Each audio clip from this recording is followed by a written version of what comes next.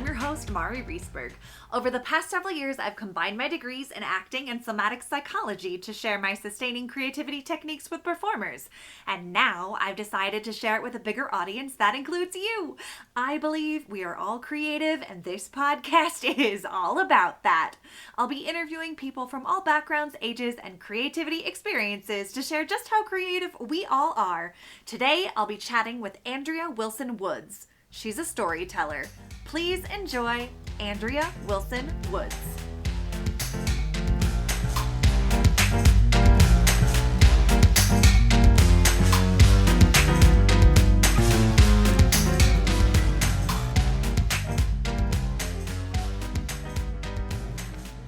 Welcome to the Sustaining Creativity Podcast. Today I'm here with ANDREA Wilson Woods, a storyteller, and so much more. I cannot wait to dive into all of it, but welcome to the podcast. Oh, Mari, thank you so much for having me. I've been looking forward to it. Oh my gosh, I have been looking forward to it as well, just knowing like the things that you've gone through in your life and the things that you do in your life. And I can't wait to hear more about them and talk about creativity and how it all shows up. But first, let's give our listeners a little more about who you are and what you do. Sure. So I'm a writer who loves to tell stories. At my core, that's who I am. I'm a storyteller. I'm author of Better Off Bald, a medical memoir about raising and then losing my sister to cancer. And I'm also a keynote speaker, patient advocate, and a podcaster. Oh my gosh. I love all of those things. And okay, I have worked in healthcare for a very long time, and patient advocates are so underappreciated. So I just want to give you some props for being a patient advocate, because that is a no joke job. Oh, thank you. Yeah, it is a lot of work, I know. And I hope that the people you help and support recognize that, because it's so valuable. Thank you. I think they do. Oh, good. Well, that's good. So being that you are a storyteller, tell me a little bit about how did you get into being a storyteller? Oh, goodness. Okay, Mari, I don't think this was on your list of questions you sent over. It was not. I always liked telling stories. My dad is a very good storyteller, so I think I had that as an example. But I love humor, and humor was definitely a coping mechanism in childhood, but it's also joy and humor and fun are one of my core values. And so I just really enjoy telling stories that make people think, that inspire people, or that just make people laugh. I think it was last weekend I was coming back from dinner with a girlfriend, and I had her in near tears telling her about this story from that I hadn't thought about in years, about when I was a teenager and an adult asked me out, and I went out with him, and I finally told him after dinner my age. And poor guy thought I was going to have a heart attack, Surprise. And in my 16-year-old brain, I was like, well, you never asked how old I was. You made an assumption. So not my fault, Betty. Not my fault. But Totally fair. But I say that I love to tell stories. And also people remember stories. It's like you can recite statistics all day long, and I value statistics, but people aren't going to remember the statistics. They remember the story. It's so true. The stories are what sticks with you when, long after the event or the party or So, well, wonderful. I love the kind of the history of storytelling and the model of storytelling that you had. And I think we all have the ability to kind of dig in and tell stories, but not everyone has that joy from telling stories. So I love it. I agree. Wonderful. So let's dive into some creativity. And what does it mean to you to be creative? I think at its barest bones meaning, it's creating something from nothing. if you Mm. create something from nothing. So think of a painter or a musician who's a composer or a writer who creates something from nothing. But there's also another level to it because there are many professions that are artistic, Mhm. but at first glance may not be creative. So I was an actress in my 20s, and Mhm. one of the things I realized pretty early on about acting that I didn't like was that I was not writing the part. Mm. So that character didn't come from me, it came from someone else. That was someone else's burst of creativity. But if you're an actor, your creative portion is to take what you've been given and then interpret it. Right. And now I still found that I prefer doing the original creativity myself. And became a playwright for a brief amount of time and started directing theater. I realized I really love that part of the process even more. But Yeah. there are so many levels to creativity. There really are. I absolutely agree. And so funny because as an actor myself, I am the opposite. Like, I love bringing to life someone else's work. I think that, Really? yeah, I think that has, I feel there's so much creativity within that to Oh, yeah. bring someone else's words and their intention from that character to life. But I love meeting people who are on the other end of it and would prefer to write the pieces because that is not where I want to live. Okay, I knew you would be fun. I knew it. I just knew it. But I mean, I love that piece of like creating something from nothing, but also that origination piece.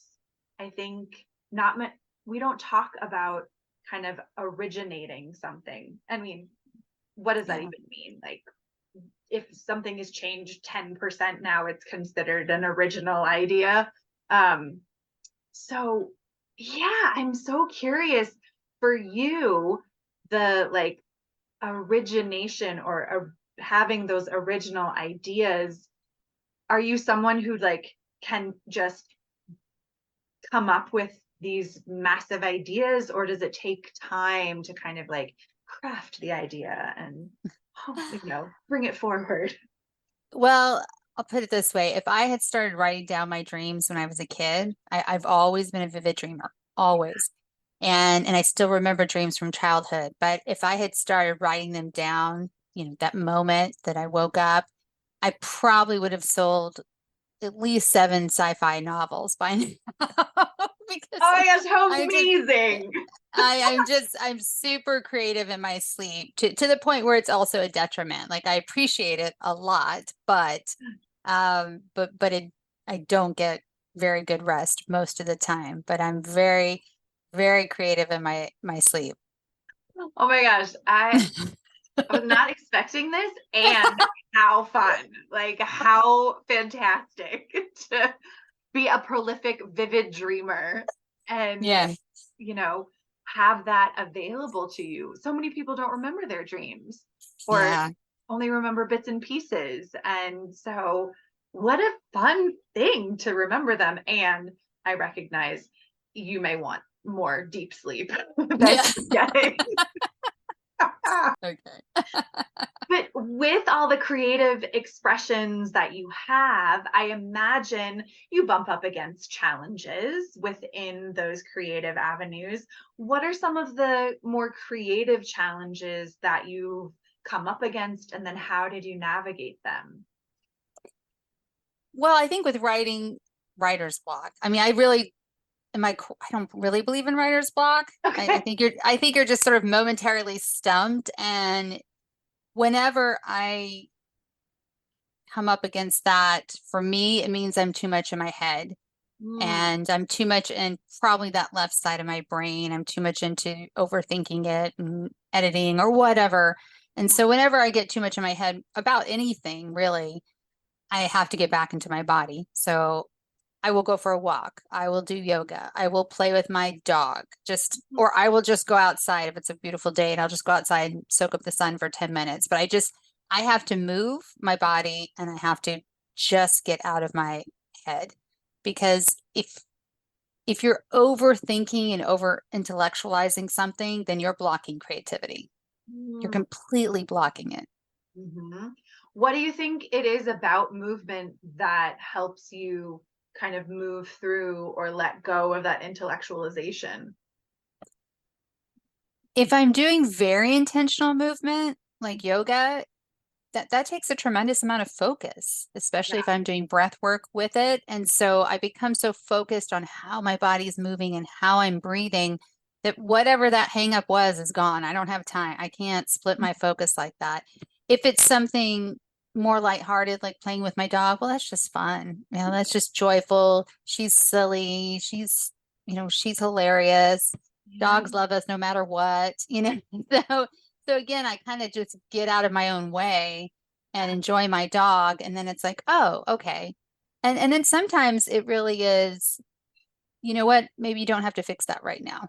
Maybe that's something you don't have to do right this second. Is it something that you can let go of for a day or two? Mhm. And oftentimes when I do that, whatever that answer was that I was searching for pops right up.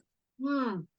Yeah, so many people do talk about like letting something go, going and doing something else. That subconscious mind is continuing to mull that challenge Oh, yeah. problem over and will, pop in and be like, "Oh, here's your answer." Yes. You get it. Yes. My partner doesn't know that I was going to share this, but he is one of those people who is unintentionally creative, and he will say the funniest stuff, and I'll be like, "What did you just say?" Because I'm going to write it down because it's good, I'm going to use it somewhere, and he won't remember. Like he will have just said the funniest thing, and I am crying my eyes out, and I was so focused on what he was saying that I kind of forgot the gist of it. And I'm like, wait, wait, wait, wait. And so my joke with him is like, I just want you to have a tape recorder and just tape yourself all day because there are some nuggets in there I'm gonna steal. I love it, but so fantastic to have those people in your life. And I love that unintentional creativity. Like, I think that's such a great reminder. Not all creativity is intentional, not Yep, all creativity is performative. It can exactly. be so many different things. Exactly. And he wouldn't consider himself a creative person. He's a finance guy, he's a numbers guy. And yet, I mean, the stuff that comes out of his mouth, just I laugh so hard. And when I have managed to be like in a moment with a pen in my hand and written it down and gone back and read it later, I still laugh. Oh my Like God, I that's the still best. laugh. Yeah. I love it. Oh my goodness. Well, you have shared several pieces about kind of childhood and dreams and writing, but I'm so curious, like, what's your earliest memory of being creative? Okay, so I thought long and hard about this. I Probably too love long. when people do. It's my favorite. I don't know my earliest memory, but I know my funniest earliest memory, and because it really stands out. So my stepbrother and my brother were building a fort, but my stepbrother was in charge, and he and I were around the same age. I think we were around 11 or 12. And he became an architect. So this was right on track for him as a kid. So he's Fort building building. this, yeah, two-story fort out of cardboard boxes for his GI Joe soldiers. And I felt left out and I wanted to participate. And so I was trying to think of, and I love that he was building this. I thought it was really cool. So I was trying to think of a way that I could add value and be included. And finally, I'm looking through all of the rooms he's built, and I said, "Well, you don't have a bathroom." And he's like, "We don't need a bathroom." I'm like, "Soldiers go to the bathroom, okay? You need a bathroom." And we got into such an argument about it that my dad intervened and asked what was going on. And he looked over at my stepbrother and he said, "Well, son, even GI Joe has to go to the bathroom." So I was delighted. And then my stepbrother was so mad. He was like, "Fine, you can have the bathroom, but it's the smallest room and it can't be pink." And I was like, "Fine." And so I built the bathroom. And so that's one of my sort of earliest, funniest memories, just because he was so resistant to this idea of a girl participating. And it's like, hey, the soldiers needed a bathroom. So there you go. Oh my goodness. Like, yeah, so important to have a bathroom for Yeah, GI duh. Joe. It's You're gonna need to use it. Yeah. What a great memory and what a great story. Like, what a great story. And to have your dad pop in and Yeah, sell yeah. it for everyone. That is fantastic. Now, you've talked about inspiration and things that inspire you, but kind of now in your life, who or what is inspiring you these days? Art and literature have always inspired me. Probably more the older I get, even Yeah. more so.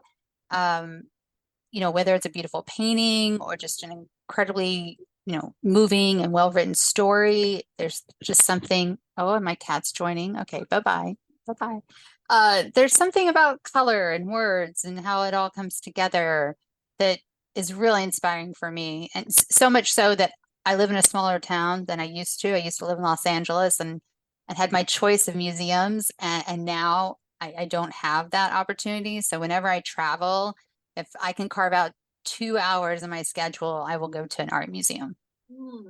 Do you have a favorite art museum?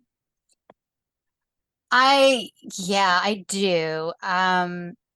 Only because my favorite piece of art is there. It's the San Francisco Museum of Modern Art, Yeah. and MoMA, I think that is what they call it for short. And they have this incredible painting by Jim Dine called Blue Clamp. And it's phenomenal. And I even have a print of it framed in my office. And it's one of my favorite paintings. And it's spectacular. It really is. Why is it one of your favorite paintings? Well, if you Google Jim Dine and hearts, he's well known for his series of heart paintings. He's even done these heart statues that are in San Francisco.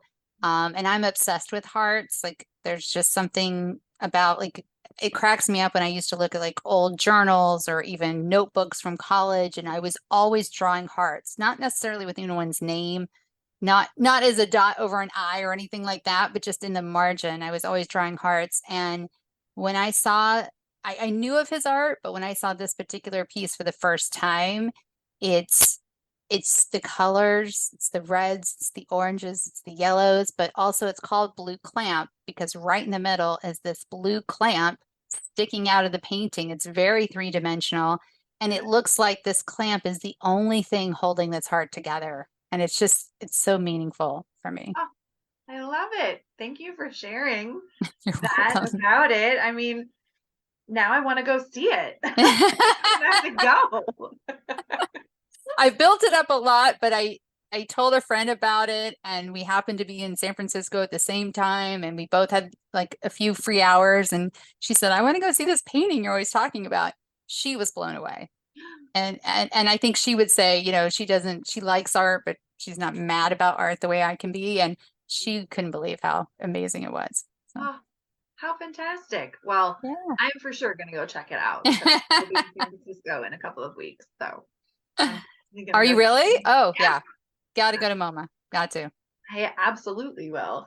Now, when you think about, creativity and being a creative person and writing about the things that you write about, I imagine that you also know people in your life. Well, you said your partner wouldn't call himself creative. Right. So, how would you encourage others to find creativity in their lives? Well, I think we all experience a level of creativity when we're in our zone. Some people call it zone, some people call it flow. In Yeah. yoga, it's called samadhi, right? And it's this state where it's just total absorption. You're concentrated, but you're also not disturbed by anything else. So to use my dad again, for him, his creative place is really golf. Mm, And he told me, years and years ago, golf was the only time where he wasn't worried about anything else, where he was focused on nothing but the ball in front of him. And for him, I think that's a creative place for him, because he can think about all the different ways that he can get the ball, to the green and get it in the hole, etc. So I think anytime you find yourself in that state of flow, mm, and there's room for creativity there. And you're in that state of flow when you're totally absorbed, nothing is bothering you, and you lose track of time. That's a really good indicator that whatever you just did was a good state of flow for you, a good samadhi. And I guarantee you somewhere in there, even if you're not doing something that's obviously creative, there's something creative about it. Such a great reminder to find that flow state and to we all need it, right? We need it. Do. I'm so curious, what are some of the ways that you kind of step into that flow space? Because I know it's not automatic for people, but are there like tips or tools that you use to kind of allow yourself to find that state of flow? Yeah, well, I think you have to identify what does that for you. Like golf is not going to do it for me. Right. but writing does. Painting does, even though I'm not personally an artist, but just painting. Scrapbooking does. I love making collages. And reading does too. And there are times when, for example, I'm working on my next book right now and I sit down to write, and I'm always really grateful if I get to that flow state, but I'm usually in a really tight schedule and I give myself so many words or so much time, and that's it. And so I'm kind of acutely aware the whole time of where I am in the space. And so I don't quite get there. But there have been times, especially with my first book, where, I had a goal, I had a length of time, and I was so absorbed and so in it and so on fire that hours passed. Hours. And, and it's such a wonderful feeling when you come out of that, to realize how absorbed you can be in something. Yeah. And you losing kind of the space-time experience and just becoming one with whatever it is. Exactly. I love it. Oh my goodness. Well, this has been such a delightful chat. I have one last question. What does it feel like in your body to be creative? Ooh, good question. Ooh. When I'm in that flow state, I don't feel any pain. And I have some chronic pain issues. I'm recovering from long COVID. So I'm often coughing, and I have like this jar that you can't see of cough drops next to me. I have to stretch a lot. I'm often super uncomfortable. And when I'm in that flow state, that pain just is gone. It's amazing. Maybe that's why I like it so much. Yeah. I mean, who wouldn't?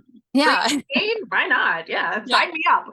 I love it. Well, thank you so much for sharing all of these pieces and your stories and experiences. And if people want to learn more about you and your books, how could they go about doing that? The easiest way is my personal website, which is ANDREAWILSONWOODS.com. That has all my company links, book links, social media links, and etc. Perfect. I love it. I'll put that in show notes so people have easy access. And thank you so much for taking the time to chat with me. It has been a pure pleasure. Oh, me as well, too. Thank you, Mari. It's been so much fun. You are so welcome.